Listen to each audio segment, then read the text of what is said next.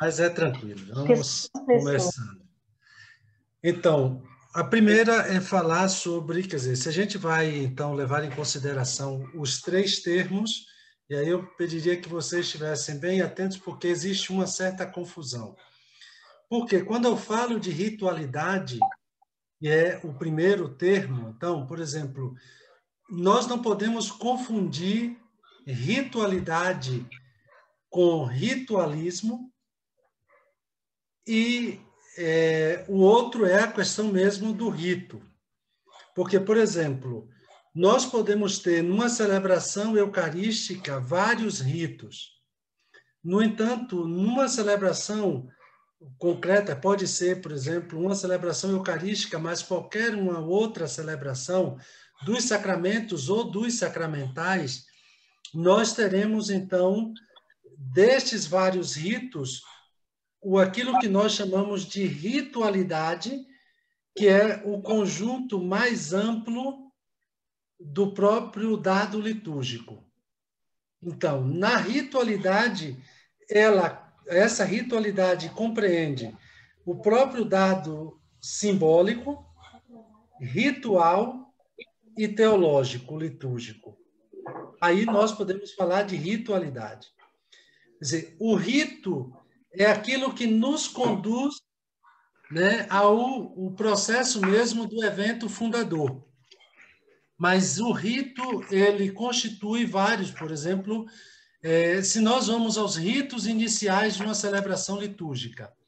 Então, você tem o rito de introdução, você tem o rito penitencial, e aí depois nós vamos ao rito da palavra, rito. Então, são vários momentos dentro, ou seja, vários ritos dentro de um conjunto.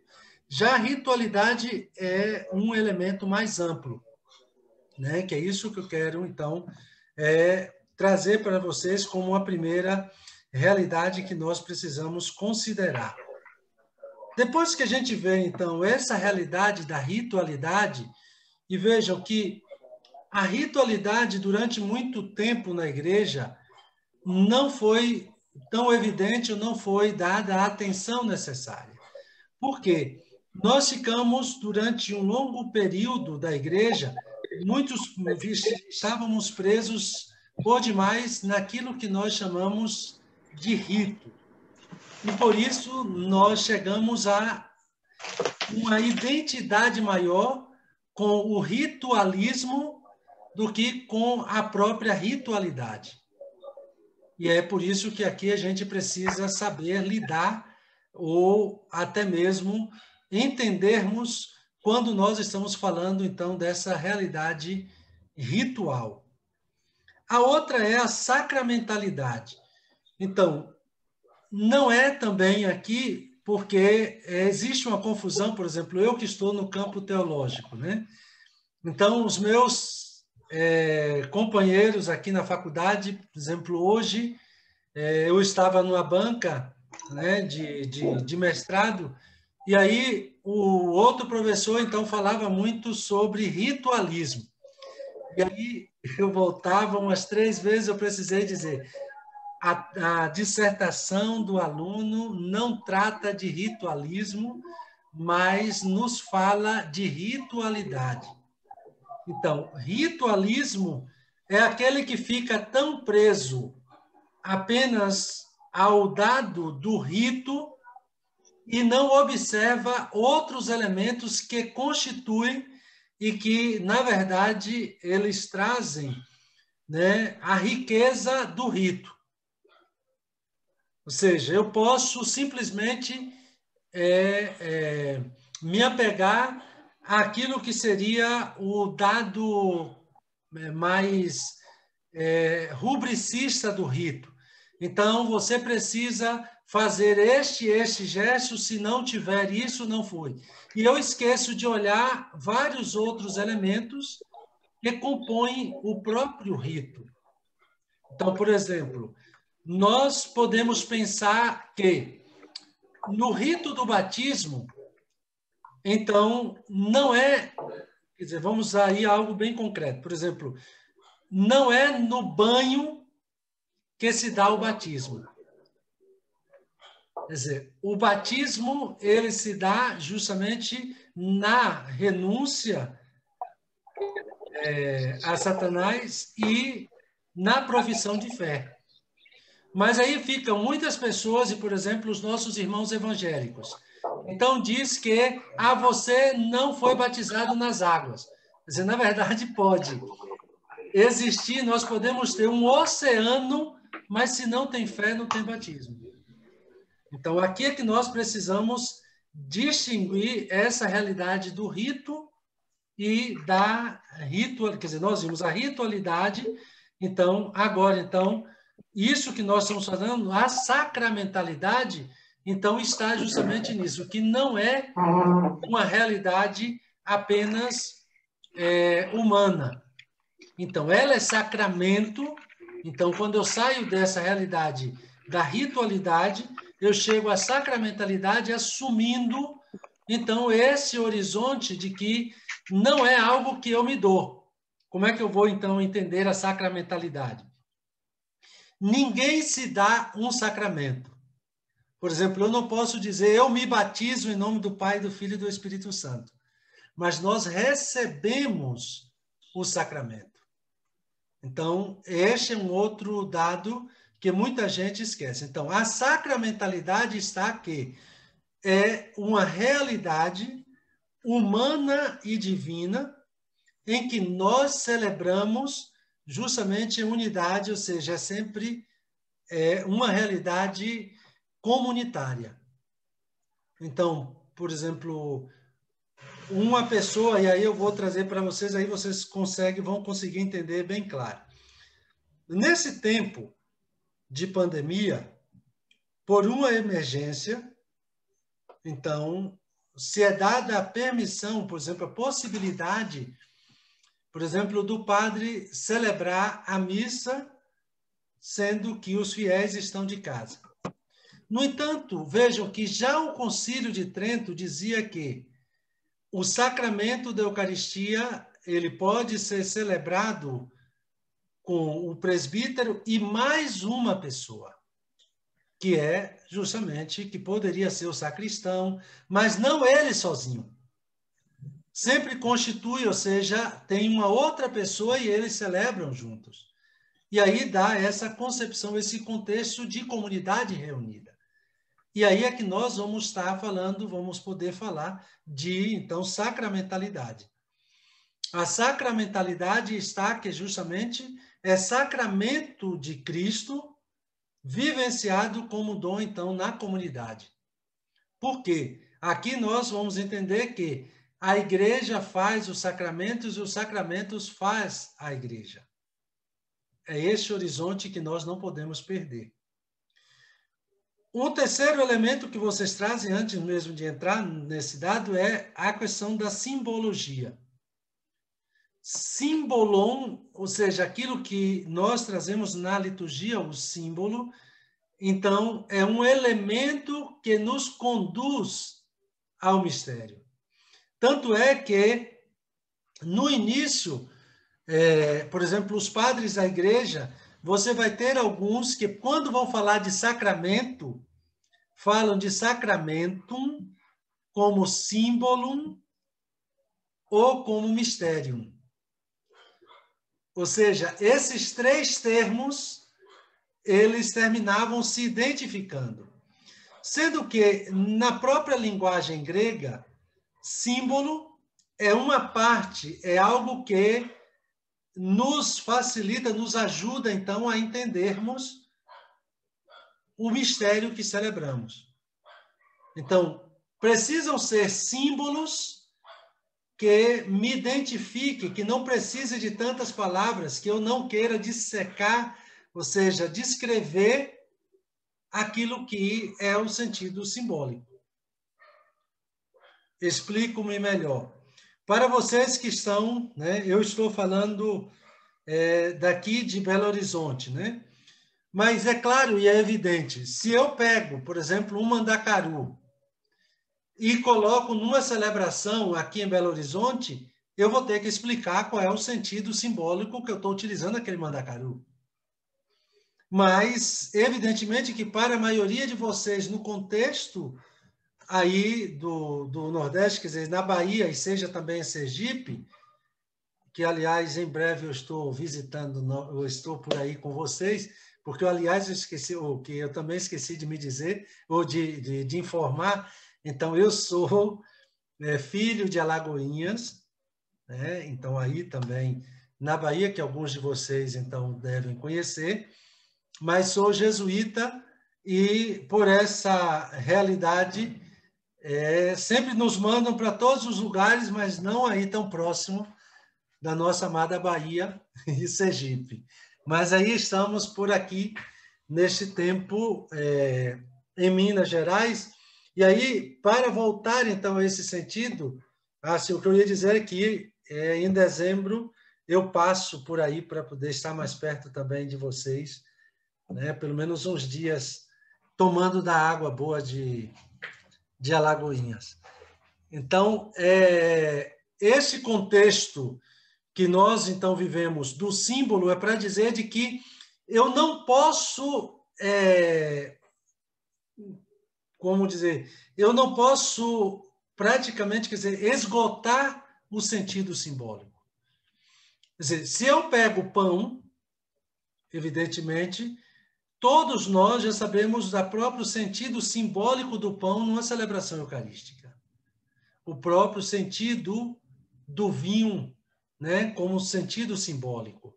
Então, é essa realidade que nós precisamos aqui entender quando nós falamos, então, destes elementos, destes símbolos, ou seja, os três elementos que eu trago aí para vocês é para dizer de que, primeiro, nós temos que passar por essa realidade de compreensão, ritualidade, sacramentalidade e simbologia. Então, ritualidade é diferente de rito e de ritualismo, como eu disse para vocês. Sacramentalidade é diferente, então, de sacramento e, ao mesmo tempo, diz muito do sacramento e é diferente de sacramentalismo.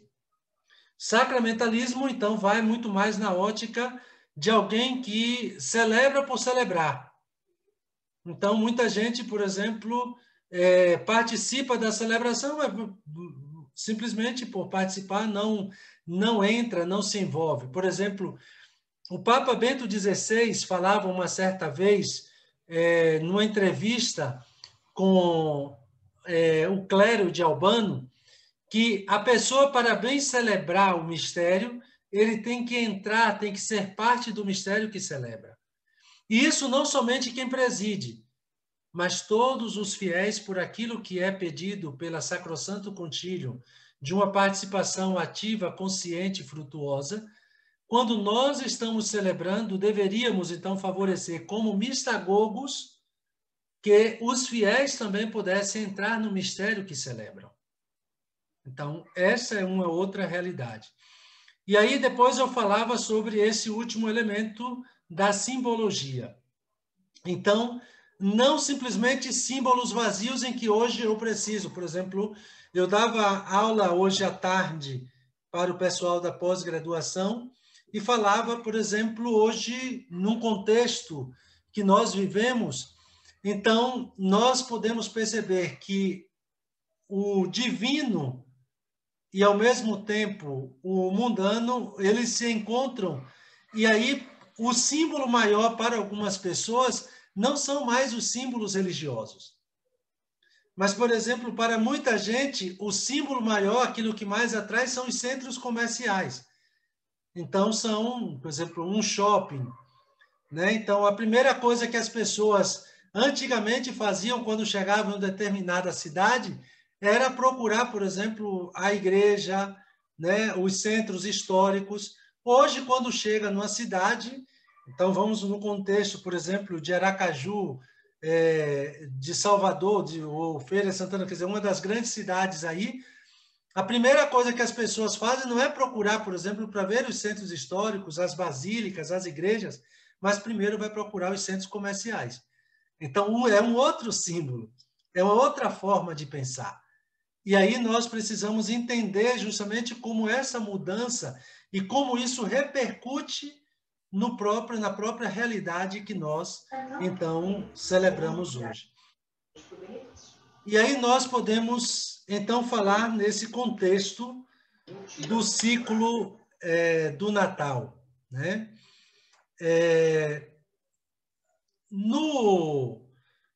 Na realidade do ciclo do Natal, quando a gente vê a ritualidade, a sacramentalidade e a simbologia nesse ciclo, nós precisamos entender que nós temos dois grandes polos no calendário ou no ano litúrgico. Então, o ciclo pascal e o ciclo do Natal. Então, por aquilo que nós celebramos, ou seja, a Páscoa, que é o centro, então, da nossa fé como realidade, então, cristã. Então, nós celebramos a Páscoa e aí essa realidade, ela vai perpassar todo o ano litúrgico. Por isso é que nós falamos num contexto, então, de Páscoa semanal. Porque a cada domingo nós fazemos, então, um memorial daquela Páscoa celebrada por Jesus. E aí, como é que isso se dá? Cada celebração eucarística que eu celebro, ou cada celebração eucarística que nós celebramos, nós somos reapresentados ao evento fundador da nossa fé, que é a morte e a ressurreição de Jesus. Então, essa é a realidade, então, da nossa fé, o núcleo central. Mais ou menos eu posso dizer, em poucas palavras, desse modo. Quer dizer, se não se não tivesse acontecido a ressurreição de Jesus, não tinha fé cristã. Tudo teria encerrado ali. E por isso que o grande mistério da nossa fé, vejam o que é que nós fazemos lá naquele memorial, né? Na própria resposta anamnética, né? Quando nós falamos eis o mistério da fé, nós falamos propriamente isso. Anunciamos, Senhor, a vossa morte e proclamamos a vossa ressurreição. Então, este é o grande mistério da nossa fé, é o centro, então, de tudo aquilo que nós celebramos. E aí nós podemos entender por que que o Concílio Vaticano II, quando resgata essa realidade da Páscoa semanal, nos diz que nós precisamos, então, centrar neste mistério e a celebração do domingo não deveria ser substituída por nenhuma outra celebração. Porque se eu tiro, né, o sentido da celebração dominical, por exemplo, agora mesmo, hoje eu tinha uma reunião porque nós vamos ter uma celebração de ordenações diaconais dos nossos irmãos aqui, dos jesuítas, serão ordenados diáconos no próximo sábado. E aí, evidentemente que aí eu estava conversando com o bispo e ele disse, não, nós podemos fazer comparamentos brancos com a liturgia. Eu digo, não, irmão, me desculpe, mas já é o primeiro domingo do Advento, que aí nós vamos estar celebrando.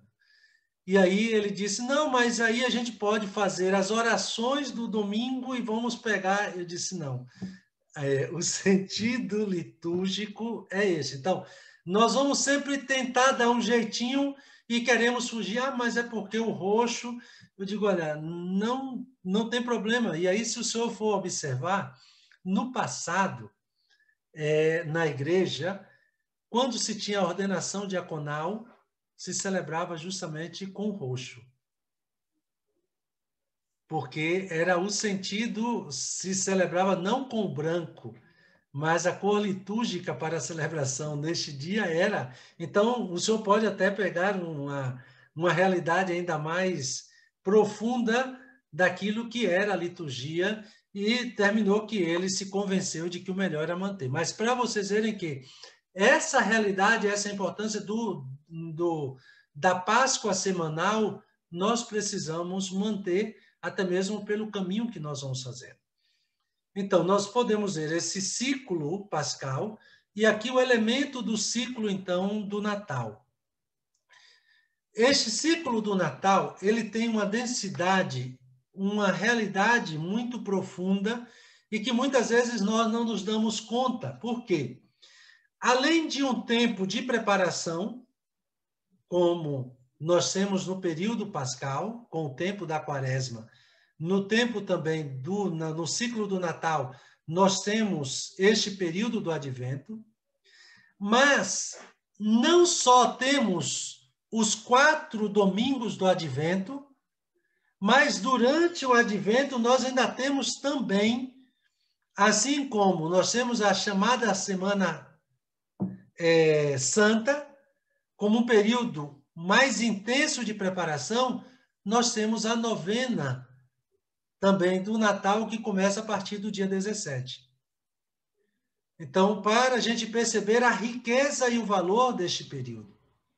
Mas depois nós temos alguns elementos progressivos que vamos pouco a pouco também vivenciando neste tempo e que nem sempre as pessoas também se dão conta desta riqueza, dessa variedade, né, de realidades que nós, então, vamos fazendo como uma preparação. Por exemplo, se a gente vê cada domingo do tempo, assim como no período da quaresma, cada domingo, principalmente se a gente toma o ano A, né, que é o ano muito mais para a vivência do catecumenato.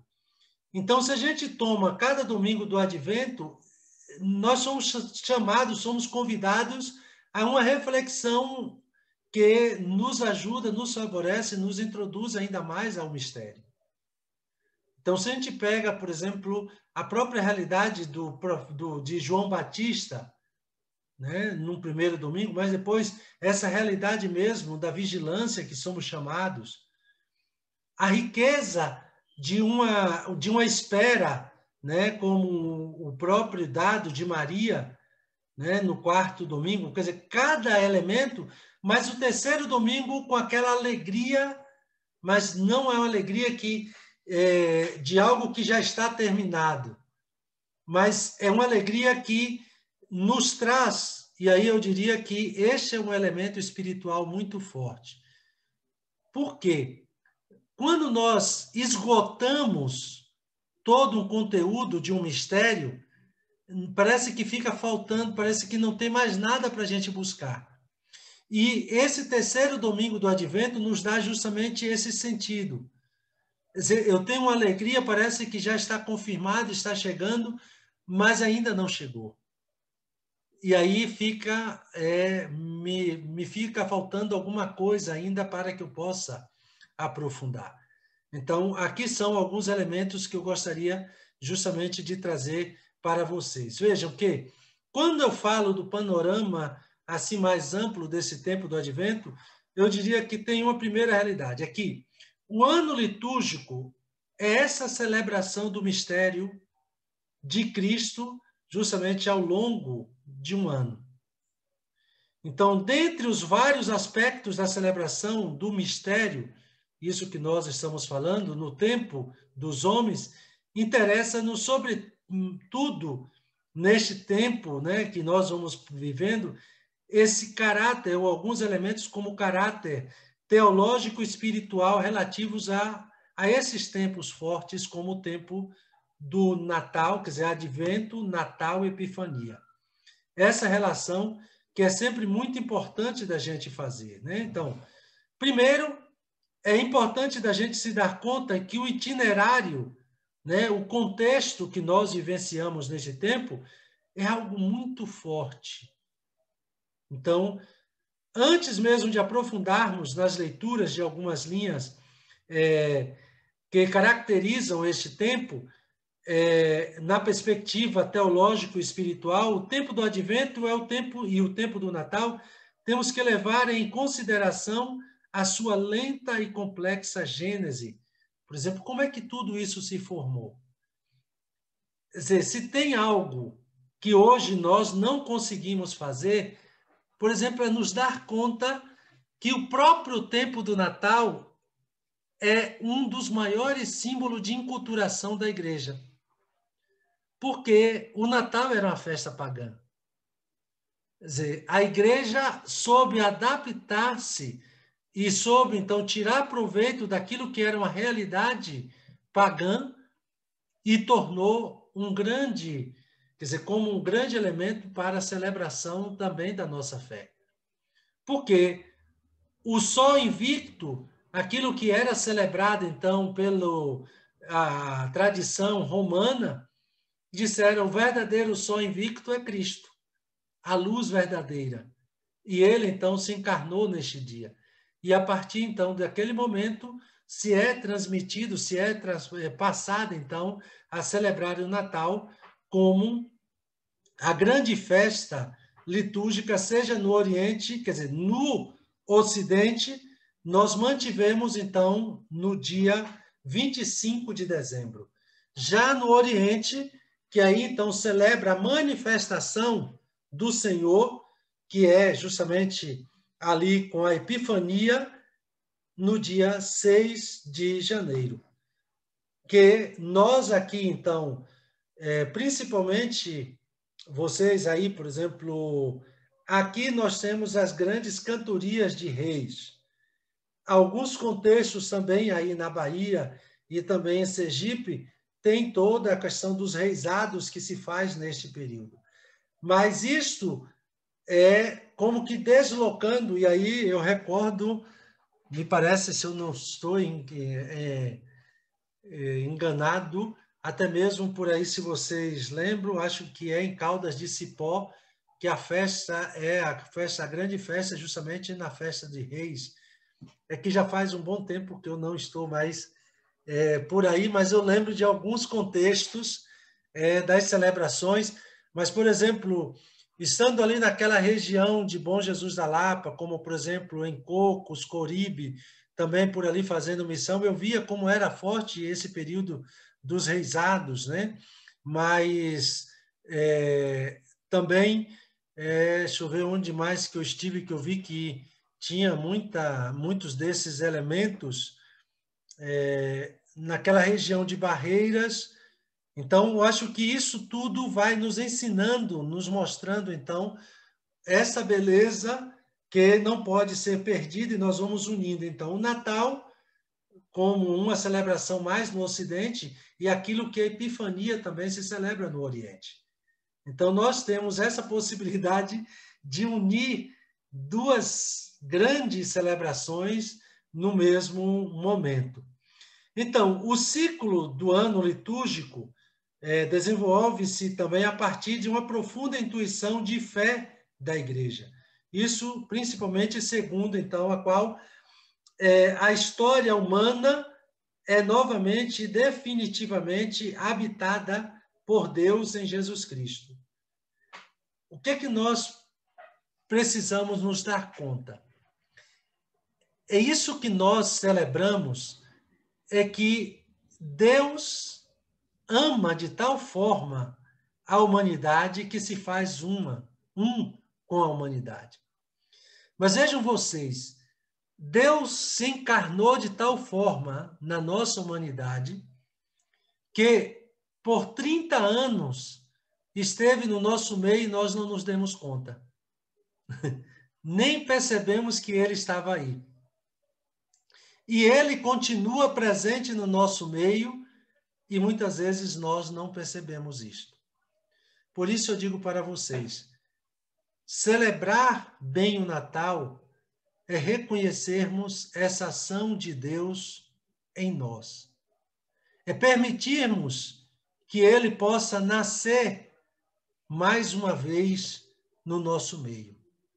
Que ele possa se fazer um de nós, ou como nós temos o próprio sentido desse tempo do Advento, o Deus conosco, que ele seja também um com cada um e cada uma de nós. Este é o sentido profundo. Depois, tem algo que muitas vezes nós não entendemos, é que a partir do evento Cristo na história humana, realiza-se o projeto originário divino justamente de estabelecer-se, de fazer um lugar, de fazer comunhão entre Deus e o homem. E aí, o sentido justamente mais profundo deste período é que é revelada a nossa missão como cristão e como cristãs. É que se Deus se faz humano, então nós devemos trabalhar, e aí nós temos como missão hoje a humanização do humano. E assim, celebrar o Natal é também buscarmos isto, de que quanto mais humanos nós nos tornamos, mais divinos nós somos em Cristo. Porque se o ápice do humano é Cristo, então, quanto mais nós nos humanizamos, mais divinos nós nos tornamos em Cristo. E aí a gente vai entender esse Deus que vem ao nosso encontro, que mergulha na nossa humanidade. Então, no momento em que Jesus conhece, né, da sua ressurreição, que é o outro dado do outro ciclo que nós temos lá, então, sua luz pascal irradia-se, dada a sua, então, avassaladora força intrínseca. E essa mesma luz é o que transcende e que vai se fazer presente no nosso meio. Aí é que nós vamos entender, por exemplo, eu diria como um sentido, como uma sugestão para vocês, até como dado simbólico. Por exemplo, por que não unirmos a celebração pascal com a celebração do Natal? E um dos símbolos é justamente que eu posso resgatar o sentido simbólico da luz de Cristo, aquela que nós temos do Círio Pascal, também neste tempo do Natal. Ou seja, o Círio poderia, mas nós já temos a coroa do Advento. Mas isso não significa nada, porque a coroa do Advento pode estar a uma parte da celebração, quer dizer, numa parte do espaço litúrgico, e o Círio Pascal pode estar aceso próximo ao batistério, ou a mesma mesa da palavra.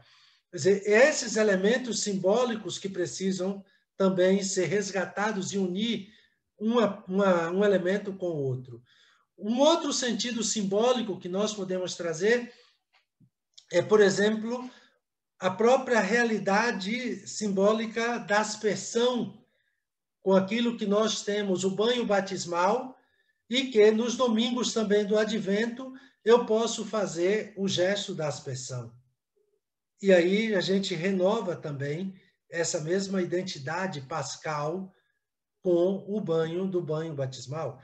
Então, são algumas realidades que a gente pode unir, então que nós temos a possibilidade de unir então uma coisa com a outra.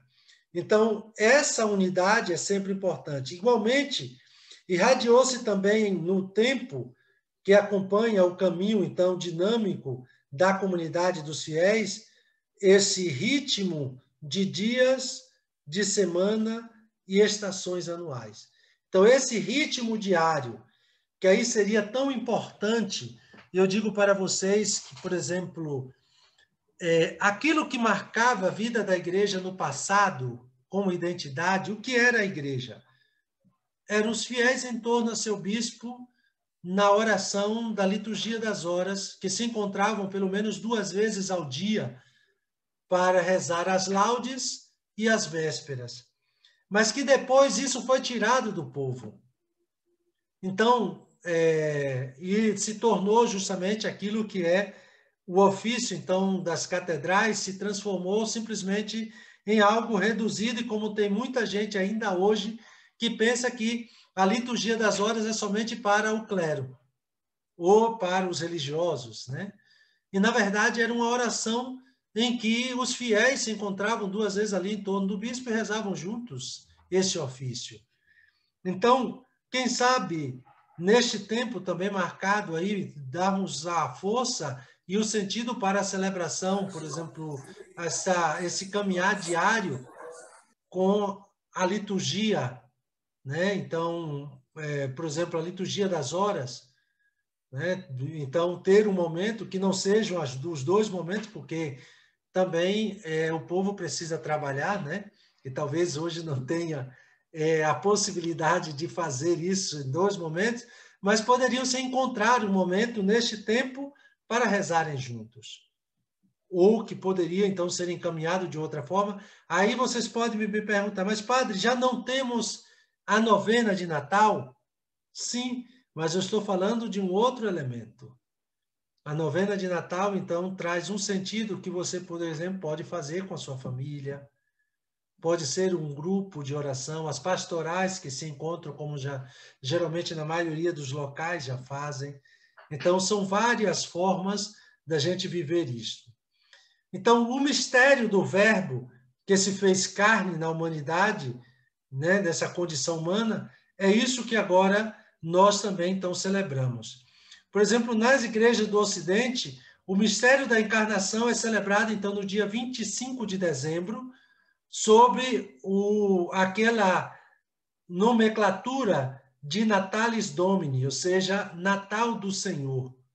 Então, como nos faz então saber já um documento, né, cronográfico, né, que nós já encontramos, né, em 336, ou seja, no século IV, já se fala disso. Já no Oriente, ao invés, o mesmo mistério é celebrado com o nome de Epifania, de onde vem, quer dizer, na verdade, o próprio nome Epifaneia, que é de onde vem o nome Epifania. Isto é, aparição ou manifestação na carne. Né? Então, é um processo como nós vamos ver, então, os dois. O seu afirmar-se na Igreja Oriental parece ter, então, ocorrido apenas a partir do século IV. Isso lá no Oriente. Pelo menos desde este período que vem, então, o primeiro testemunho que nós vamos ter lá com Santo Irineu, né? Então, que vai nos falar sobre essa realidade da celebração do Natal, né, no Oriente. A festa é, portanto, uma exigência intrínseca da fé, da esperança humana. E a sua formulação está sempre ligada a uma história e também a um lugar concreto. Então, nós precisamos entender que, ao celebrarmos este evento, é como se nós também nos fizéssemos, como se estivéssemos presentes também ali em Belém. Como se tocássemos com mão, né, aquele mesmo local, como ainda hoje está, né, quando você chega no contexto da Basílica, ali em Belém, como se você pudesse tocar com a própria mão naquela realidade. Então, é este mesmo contexto que nós temos aqui. Então, essa realidade da enculturação de celebrar o dia 25 de dezembro, então, o que é que nós temos? A mensagem para os cristãos, isso que se tornou tão claro, é que Cristo é o verdadeiro sol que ilumina e salva toda a humanidade. Isso, então, desde o século IV, nós celebramos isto aí. Então, aquilo que nós podemos dizer é que o Natal entra no Oriente e se soma à festa da Epifania, aí já celebramos, então, como que uma unidade profunda, então, de um mesmo mistério. Deus que se manifesta, mas também Deus que se encarna na nossa história. Deus que se faz, então, um de nós. O que é bonito da gente falar aqui? Como, por exemplo, quando a gente diz, hoje a igreja se uniu a seu celeste esposo, né? Porque isso é aquilo que nós temos, por exemplo, em uma das orações deste tempo, né? Então, hoje a igreja se uniu a seu celeste esposo porque Cristo lavou no Jordão o pecado para as núpcias reais, correm magos com presentes e os convidados se alegram com a água feita vinho. Aleluia. Quer dizer, essa é uma das antífonas que nós temos, então, para aquele dia do Natal. Mas o que é fundamental da gente perceber, então, diante de toda essa simbologia, de todo esse sentido?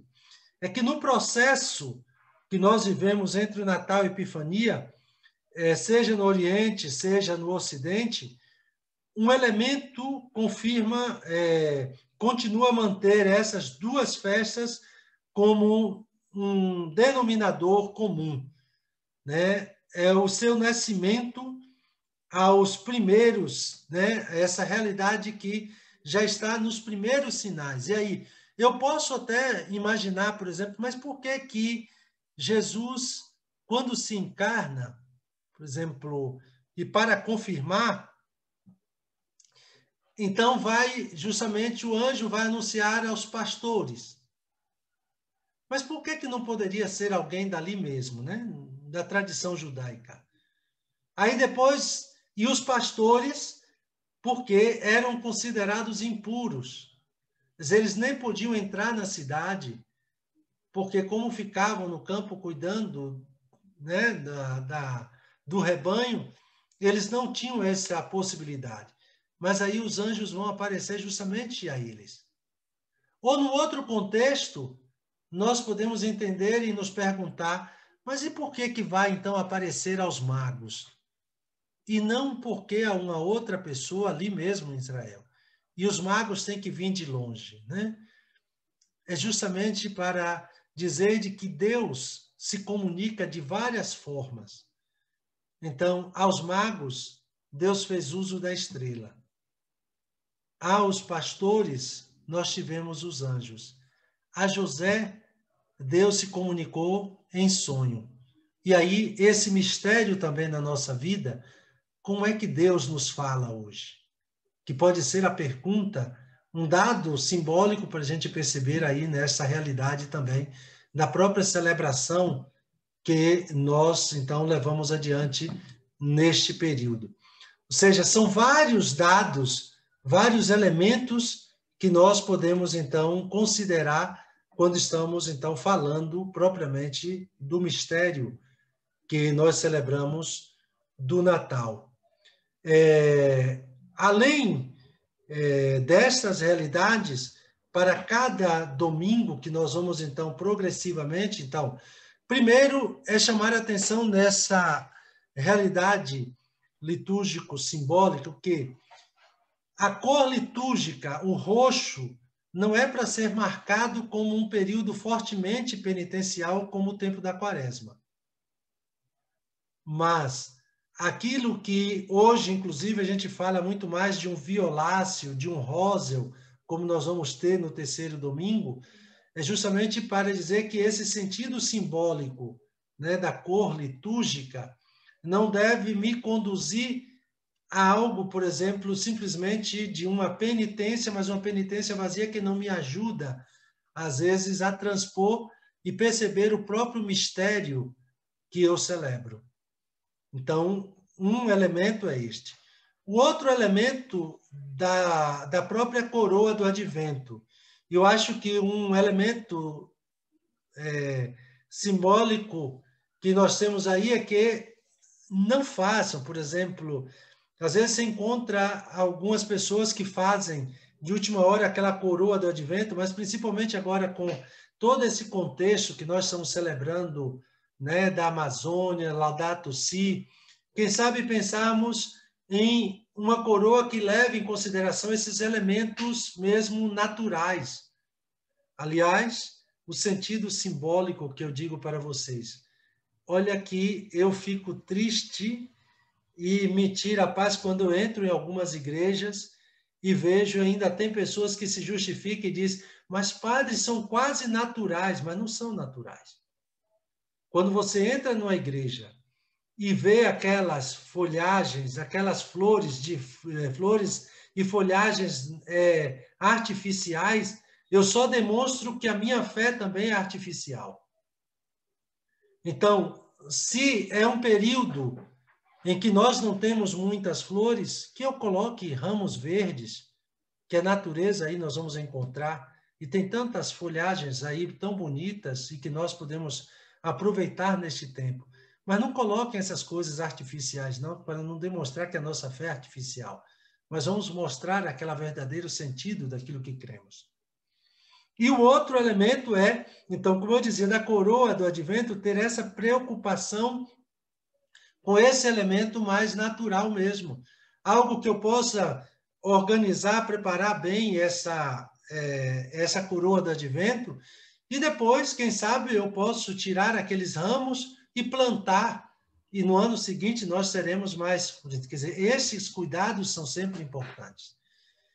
E as 4 velas, quem sabe marcar mesmo com uma celebração, com rito, né, de entrada, onde as pessoas podem, né, por exemplo, aí no... Eu acredito que foi aí mesmo, no Nordeste, que eu aprendi aquele, né? Uma vela se acende, um caminho a iluminar, preparemos nossa casa, é Jesus quem vai chegar. O advento, quer dizer, esses cantos que podem nos ajudar também no próprio processo daquilo que nós celebramos. Então, quem sabe, é pensar em fazer sempre uma primeira semana, por exemplo, se pode pensar em convidar um casal de noivos.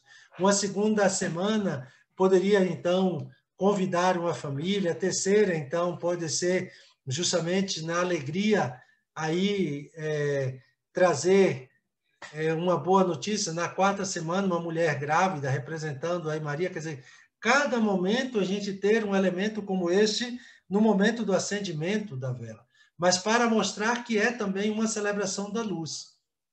Isso é que é importante. Então, quem sabe, poderia ser um elemento até importante para levar em consideração isso que nós vamos conduzindo para que no Natal a gente não começasse de qualquer forma, mas quem sabe começarmos a celebração com o lucernário. Aí tem um próprio sentido também rico da própria celebração deste momento.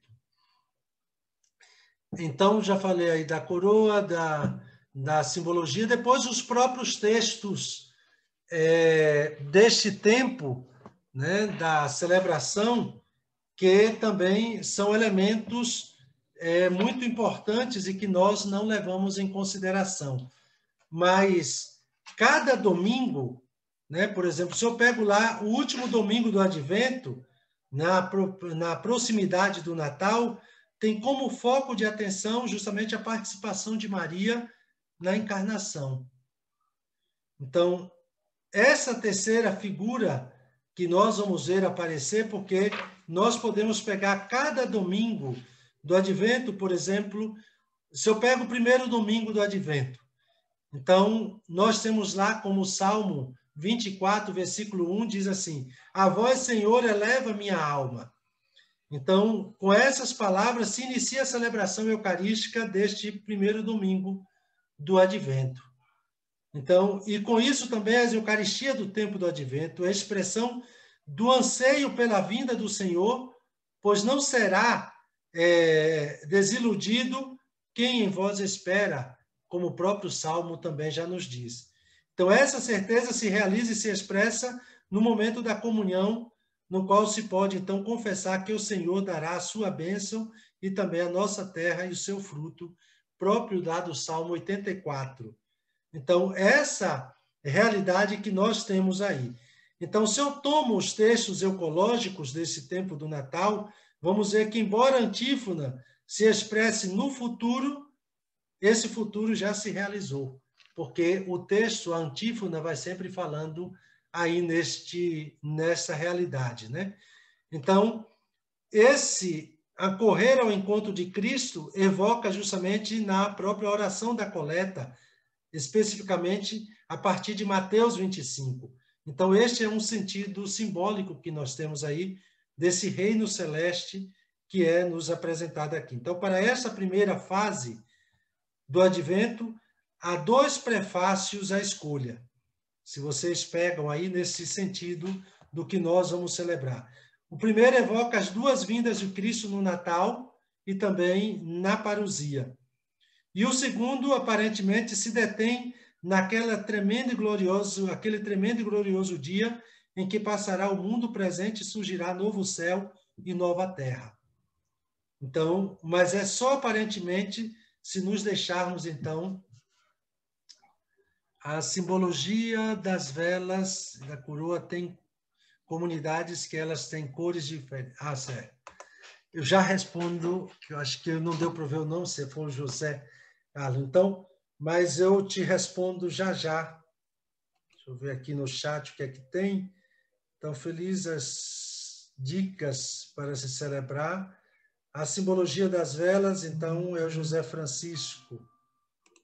Então, a simbologia é propriamente aquilo que você está perguntando antes de eu entrar na outra. Então, cada uma delas que, de fato, não é que tem que ter aquela... eu digo assim, não percam a paz, porque tem gente, tem comunidade que perde a paz porque tem que ser uma vela verde, uma vela lilás, uma vela, quer dizer, uma vela verde, uma vela roxa, uma vela rosa e uma vela branca.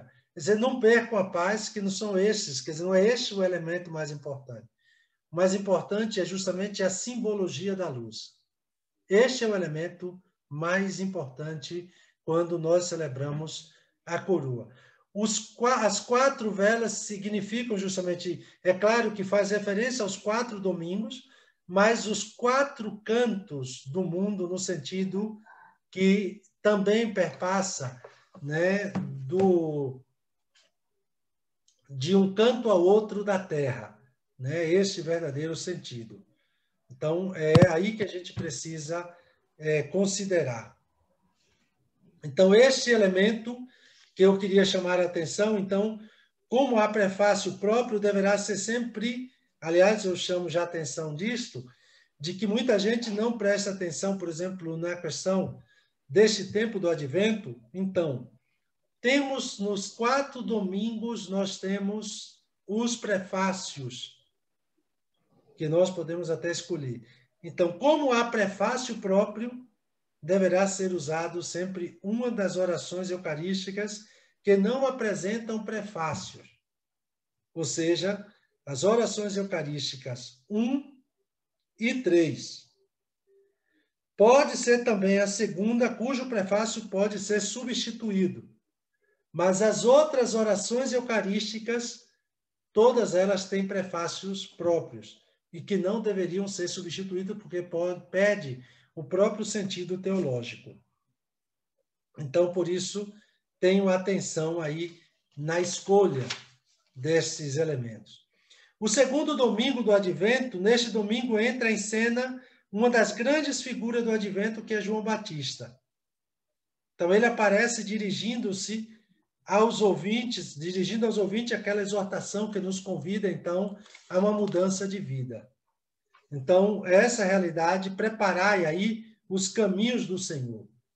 Então, essa é uma realidade que nós também precisamos levar em consideração. Por exemplo, a oração do dia nos remete à dimensão escatológica do advento, que no domingo anterior estivera no primeiro plano da atenção. E aí suplicamos a Deus que nenhuma atividade terrena nos impeça de correr ao encontro de Cristo que vem. Então, este é um elemento, então, importante que a gente precisa aqui chamar a atenção. Então, nessa preparação, necessitamos ser instruídos pela sabedoria de Deus, que é isso que o texto nos leva a perceber. Ora, a sabedoria de Deus, então, em latim, a sabedoria celeste, sapiense celeste eruditio, então, é Cristo crucificado. Este é o sentido que é a sabedoria de Deus. E que nós precisamos, então, entender. Então, como o tempo do advento apresenta prefácios próprios, não esqueçam daquilo que eu já falei do outro, na questão das orações eucarísticas. O terceiro domingo do advento, Bel, então você não esqueça de me dar um grito quando for chegando, porque se você deixar, eu falo até amanhã de manhã. Então, mas aí a gente vai, já eu dou um espaço para a gente conversar um pouco mais. Então, o terceiro domingo, quer dizer, aqui então, eu sempre me atrapalho no prefácio. Deixa eu ver quem é aqui.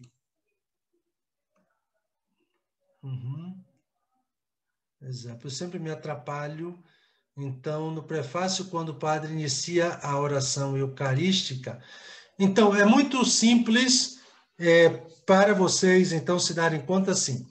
O prefácio, ele é parte da oração eucarística. Aí é só para vocês que, às vezes, ainda não se deu conta, por exemplo, antes de iniciar o diálogo invitatório, que é aquele momento em que o padre diz: o Senhor esteja convosco, Ele está no meio de nós, corações ao alto, nosso coração está em Deus.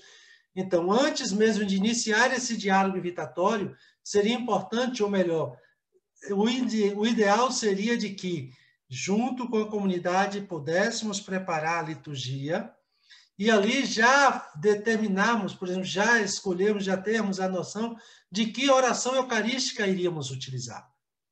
Porque tem padres que às vezes começam o prefácio e depois faz o sinal assim com o dedo, indicando que é a segunda oração eucarística. Mas o prefácio é parte da oração. Então, isso nós deveríamos já saber e levar em consideração. O terceiro domingo, então, a cor rosa, né, o róseo dos paramentos, já anuncia o caráter especial deste domingo. Então, nele se antecipa, de alguma forma, a alegria do Natal. É isso que nós temos aí. É a graça que suplica, né, essa graça que nós vamos suplicar, então, na oração. Pomos-nos diante de Deus, sabendo de antemão que Ele já vê, então, seu povo esperando fervoroso pelo Natal do Senhor. Por isso pedimos que cheguemos às alegrias da salvação, que é isso que nós temos lá no texto. Então, por exemplo, se a gente pega a liturgia deste dia, então, por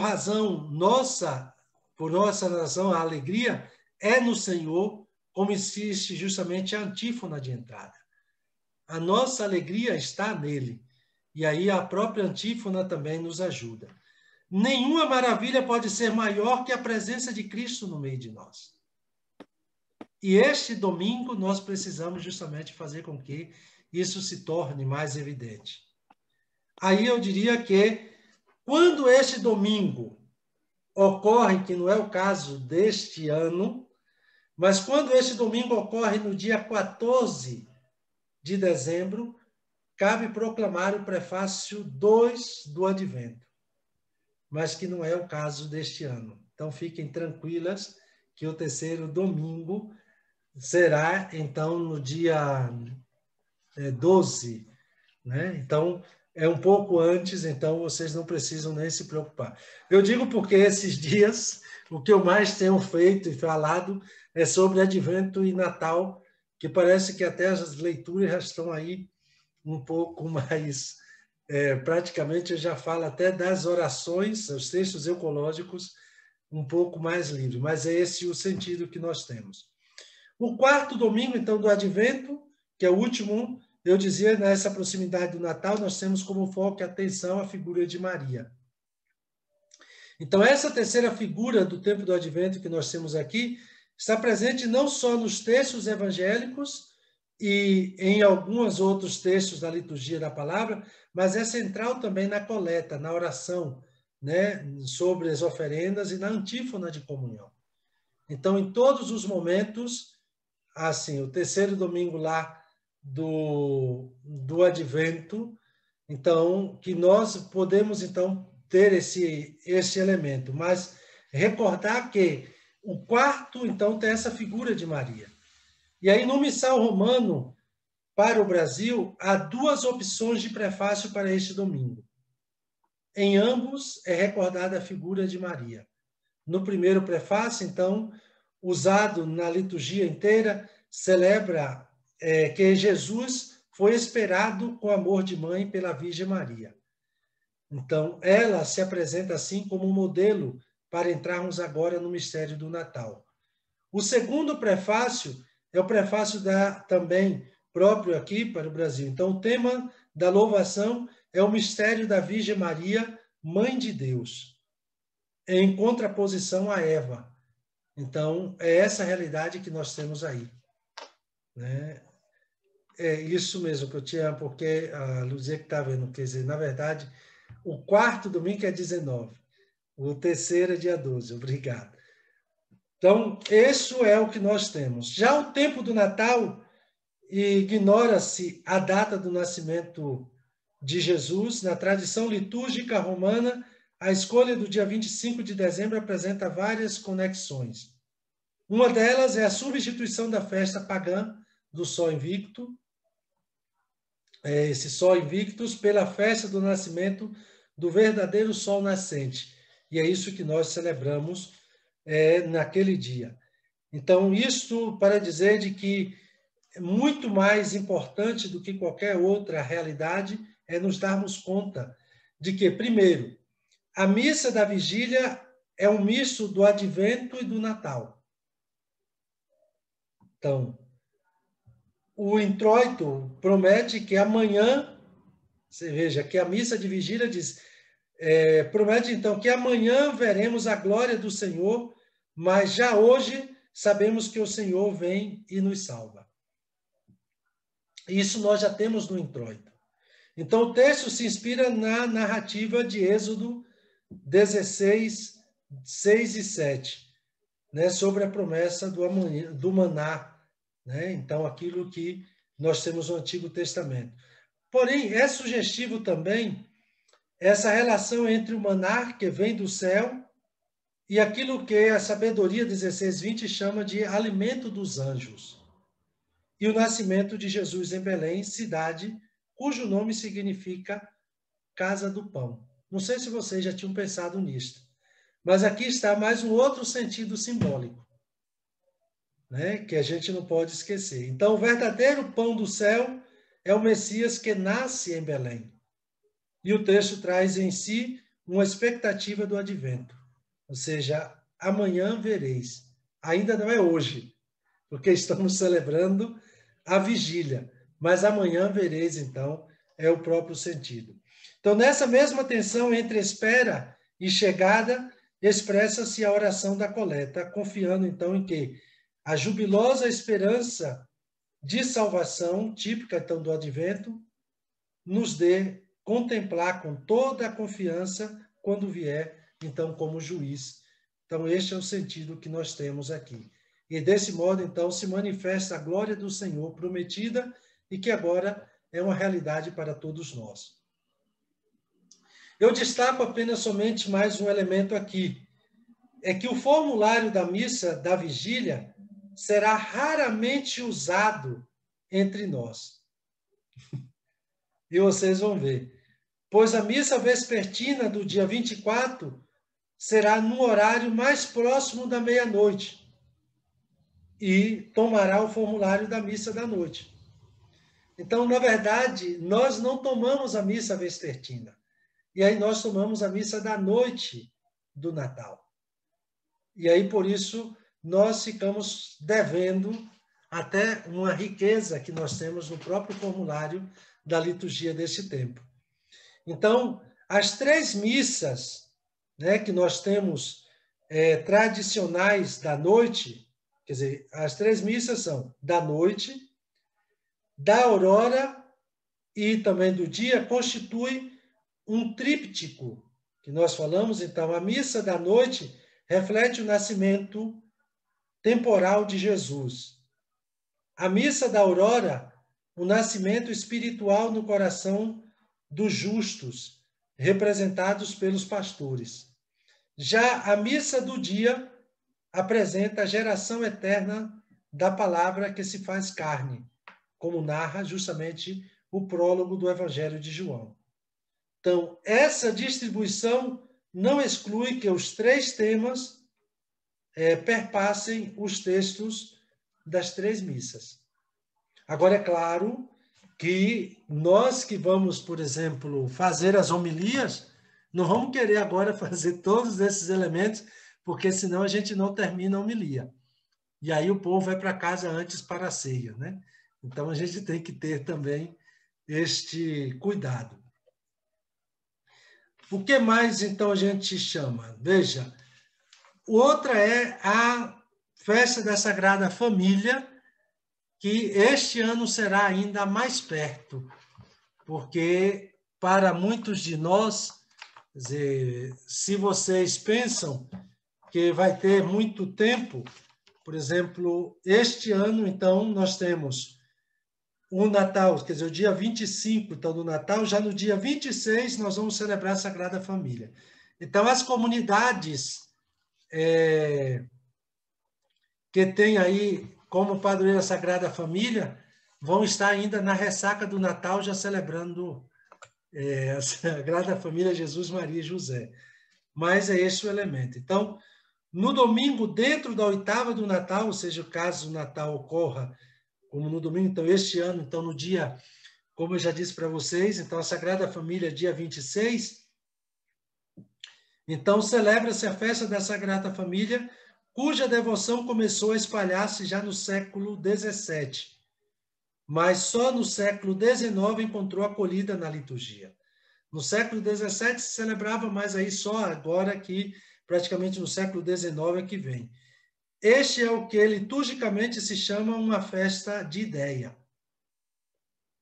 Não se celebra um evento da história da salvação, um mistério, mas uma concepção de como deve ser uma família cristã.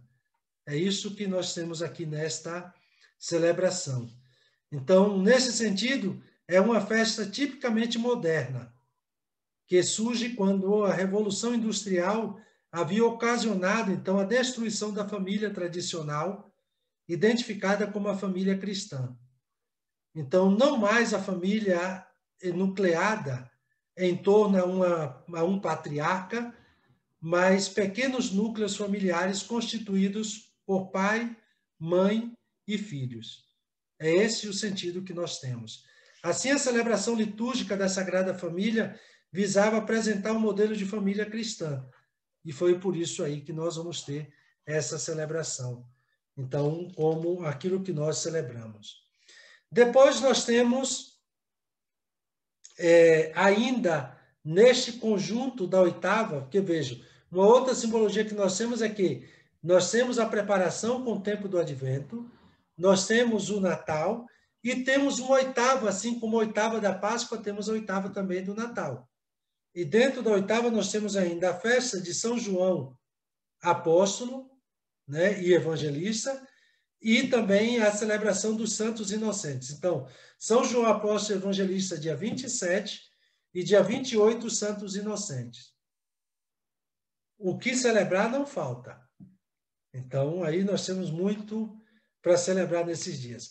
E aí, dia 1º, nós temos, então, a celebração de Maria, Mãe de Deus, né? Santa Maria, Mãe de Deus, né? A solenidade, então, é segundo uma pesquisa histórica, provavelmente a festa mariana mais antiga da liturgia romana. E aí nós precisamos também lembrar ainda deste contexto de celebração.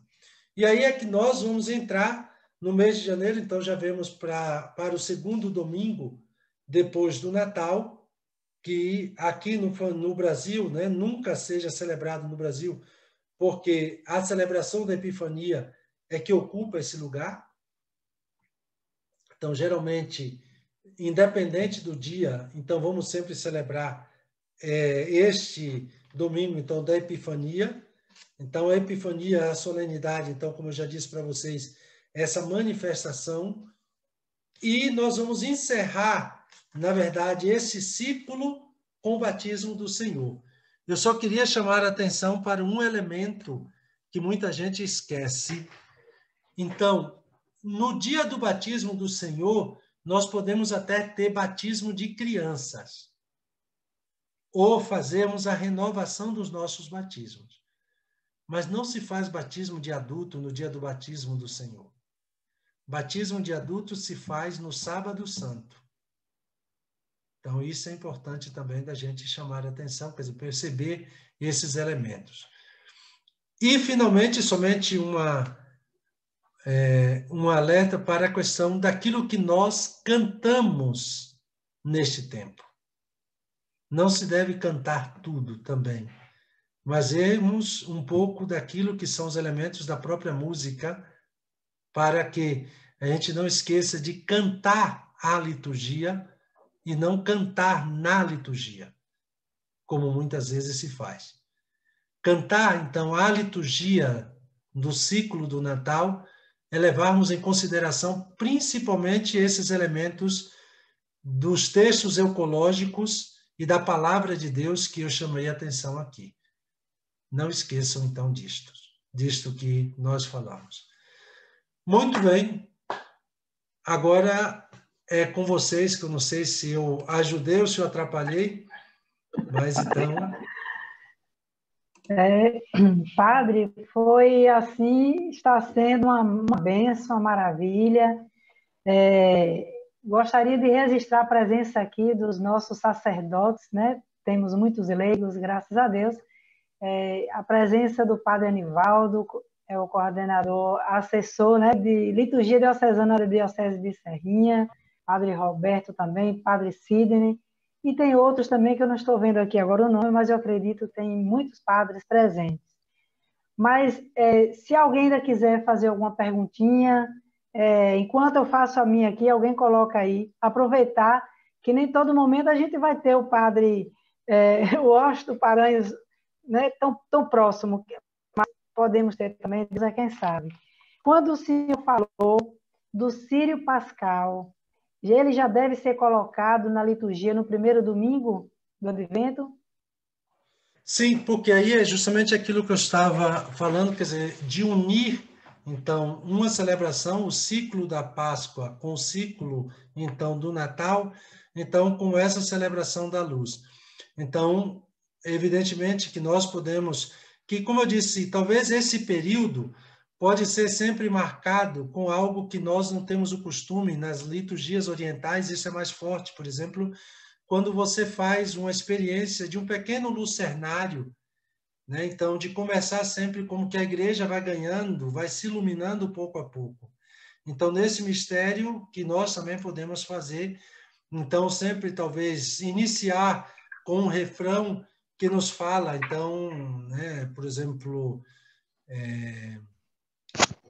nossos olhos ganharão nova luz com a tua presença, Jesus.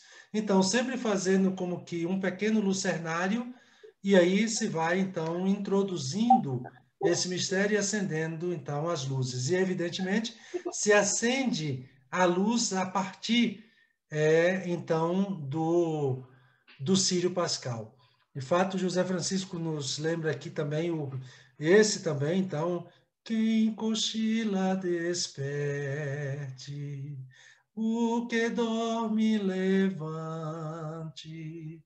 preparemos a estrada do Senhor caminhante. Quer dizer, pode ser, quer dizer, nós temos neste período várias sugestões, por exemplo, se você pega lá o livrinho do o Ofício Divino das Comunidades, vocês vão encontrar vários refrões para esse tempo. Mas aí vocês não precisam ir também muito longe. Eu digo, se vocês procuram, por exemplo, quem fez um trabalho belíssimo foi a equipe lá da Arquidiocese de Goiânia, que vocês vão encontrar, por exemplo, a cada domingo do ano C, já uma celebração com todas as músicas, com refrões como sugestões para cada domingo. Então, vocês podem olhar isso, já é meio trabalho, quer dizer, já é meio serviço, né? Pronto, porque é só vocês escutarem os salmos para aquele domingo, para os domingos, está tudo ali, né? A luz do Senhor que vem sobre a terra também pode ser uma sugestão. Certo, Padre. Mas assim, como nós vamos acender solenemente com o refrão meditativo sírio, também, logo depois se acende a primeira vela, a segunda, e assim sucessivamente da coroa? Isso, agora o que é que eu sugiro? Que primeiro se faça, então, se acende, poderia ser a dinâmica de que se acende o círio e algumas velas da igreja, depois, então a igreja indo um pouco na penumbra, se faz a procissão e após o sinal da cruz, antes do ato penitencial, se faz a procissão com a vela, o acendimento da vela da coroa do advento, e depois o ato penitencial. Quer dizer, porque quem preside também participa do gesto litúrgico, né, teológico e simbólico do próprio acendimento. Então, esses podem ser passos, né, para dizer, porque geralmente a tendência é que se acenda a vela da coroa do advento e depois se faz a procissão. Mas o sentido é que todos nós constituímos, então agora já estamos todos reunidos, aí neste momento se faz o acendimento. Só mais uma pergunta minha aqui.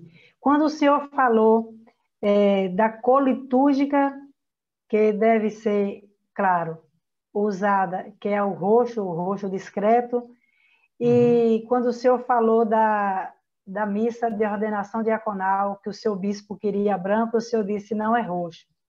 E nós, que temos aqui, por exemplo, na minha paróquia, algumas aqui também na região, a Imaculada Conceição, que celebramos o novenário. Aqui, por exemplo, em minha cidade, uso o branco do primeiro dia até o dia da festa. Então, nesse caso, deveria usar o roxo e o branco só no dia 8? O que acontece é que justamente assim, aqui no contexto, nós temos que é uma das festas em que não muda no calendário, né? Porque no Brasil, pela própria permissão que foi alcançada junto à Santa Fé, então a realidade de que algumas festas litúrgicas sejam transferidas ao domingo, mas a Imaculada Conceição, isso permaneceu no dia em que caiu. Então, se tem a novena, é como neste novenário, principalmente numa festa como essa, é como se pede, quer dizer, é como que abre-se uma lacuna. Agora, no caso, não que no domingo do advento, então, por exemplo, este ano, o dia 8 de... Então, nós já teremos aqui passado, então, o primeiro e o segundo domingo do advento, né? Então, na verdade, vocês vão celebrar no dia 5, é roxo. Aí sim, durante a semana, na segunda-feira, quer dizer, o dia 5, que é, então, o segundo domingo do advento, é a liturgia a liturgia mesmo. Quer dizer, o senhor poderia falar qual o sentido da cor rosa no domingo do... Sim, digo já. Então, então, o segundo domingo do advento, então, a partir do dia 6, que é a segunda-feira, aí vocês podem colocar o branco. Mas o sentido é justamente este aí.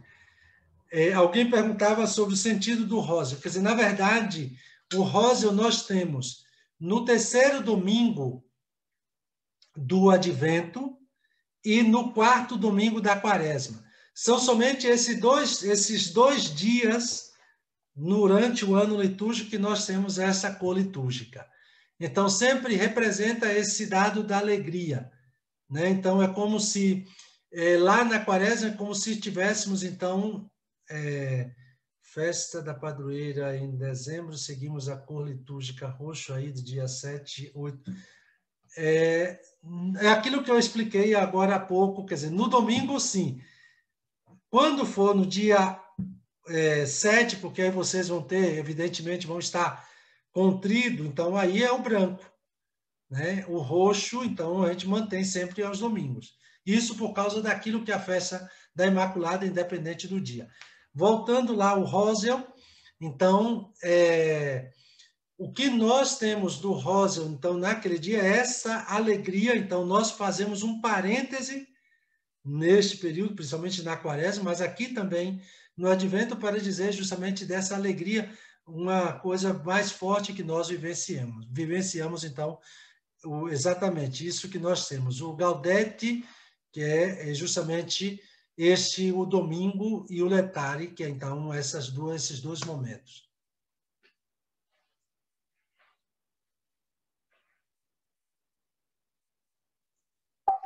Então, Padre, eu acredito que todos estão muito satisfeitos com esse momento sagrado, esse momento santo, que já vai nos ajudar muito a preparar este momento novo que está chegando aí agora, que é o Advento, para celebrarmos bem o Natal do Senhor.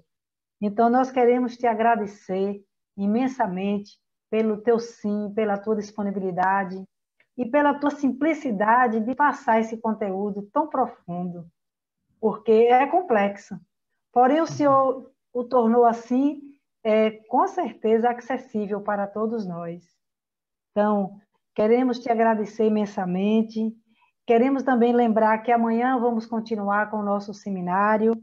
A assessora será Penha Carpanedo, né, que também é uma outra liturgista muito conceituada e com certeza nos fará rezar o advento, o ciclo do Natal. Então, queremos te agradecer a todos que participaram desse momento cheio de Deus. E aí, Padre, nós podemos também... Padre Roberto, vamos lá, fala aí, cansadinho. Já antes de você encerrar, só queria, desde já, também agradecer ao Padre Washington, né, pela rica formação.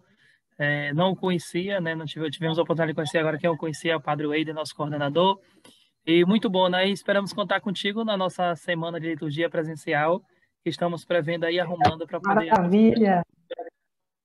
Gente, eu só queria que muitas pessoas tiveram dificuldade de acessar, né? A gente entende, foi porque está sendo mais orientações da CNBB que a gente utiliza esse mecanismo para poder fazer os nossos encontros, mais seminário para ser mais interativo, né? Então, com isso, com o pessoal da comunicação do regional da CNBB, por isso a gente não fez simplesmente no YouTube, como é costume. Então, temos mais de 240 pessoas inscritas e só conseguiram 75 entrarem, né? 73. Não sei, alguns e-mails retornaram, né? Outros não conseguiram comunicado com o WhatsApp, então, são mais de 200 WhatsApp, a gente tinha possibilidade de enviar a todos, né? Enviamos mais aqueles que enviaram primeiro, outros enviamos para o e-mail. Então, se puder acessar e ir comunicando aos outros, passando o link do grupo do WhatsApp que criamos provisórios para amanhã a gente ter melhor participação, né? Já que tinha mais de 250 pessoas inscritas, né? Então, é minha orientação enquanto organização. Tá bom, Bel? Para você. Bel, parabéns, você conduziu muito bem, ó. Dá para ser uma boa... Mediadora, excelente.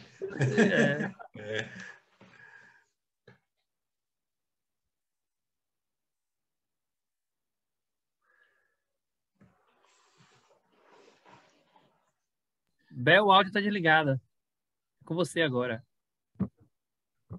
Pronto. Então, assim, eu gostaria também de falar para o Padre Washington que ele pode deixar aqui onde a gente pode encontrar. Por exemplo, eu sigo o canal do Padre Washington e tenho aprendido e estou estudando também. Então, seria bom se ele quiser falar aí também onde a gente encontrá-lo. Então, na verdade, nós temos... É um trabalho muito mais aqui pela própria faculdade jesuíta, então no site mesmo da faculdade, porque eu coloco lá, e no meu Facebook, quer dizer, depois, na verdade, eu só faço compartilhar. Vocês têm todos os domingos, é um pequeno momento de oração que a gente faz, e às vezes algumas reflexões também da próprio dado da liturgia, né, pelo próprio amor à liturgia que nós temos. Mas aí, no site mesmo da faculdade, todos os domingos vocês vão ter, então, a possibilidade de encontrar um pequeno momento de oração para essa reflexão. Exato, esse aí mesmo. Faculdade Jesuíta, tem gente, está muito bem. E outra realidade que eu queria, somente porque alguém perguntou aí, Bel, antes de passar, então, que estava perguntando se na festa de Santa Luzia... Então, na festa de Santa Luzia, então, se faz aquele, então, na comunidade em que ela é, então, padroeira, então se celebra com o vermelho, né? Mas se não é padroeira, não tem por que se utilizar, mas se utiliza então a cor litúrgica própria do templo. Sempre dessa forma. Está desligado seu microfone. Ah, meu Deus, esqueço. Então, nós vamos pedir a sua bênção, né, sacerdotal, fechando esse momento tão importante, que com certeza teremos outros momentos, e o convite que o Padre Roberto te fez aí, guarda no teu coração, para o Senhor participar conosco e contribuir, compartilhar esta sabedoria que o Senhor carrega no seu coração, e com certeza que é a sabedoria divina. Então, já é um compromisso que o Senhor vai fazer com a gente, viu, Padre? Vamos ver a data, vamos ver. Pronto, vamos se passar. Tá, ok, a gente coloca na agenda. E quem estiver por aí, eu vou estar, como eu disse, em Alagoinhas, quer dizer, a partir daí do dias. Não vou poder passar o Natal na terrinha, porque aí tem já outros compromissos, mas vou estar aí com vocês durante uns dias, aí no mês de dezembro, para tomar um pouco do sol do Nordeste, também um banho de mar para poder voltar, então, revigorado. Mas obrigado a vocês pelo carinho e também a todas e todos que nos acompanharam. E aí estamos sempre à disposição. Precisando, estamos aqui. Se a gente pode colaborar, estamos aí com vocês. O Senhor esteja convosco. Ele está no meio de nós. Abençoe-vos o Deus rico em ternura, Ele que é Pai, Filho e Espírito Santo. Amém. Que a paz, então, esteja sempre com vocês. Uma boa noite a todos e a todas. Está tendo... Eu acho que sempre que alguém entra, aí tem um pouco de... intervenção. Mas é tranquilo. Vamos...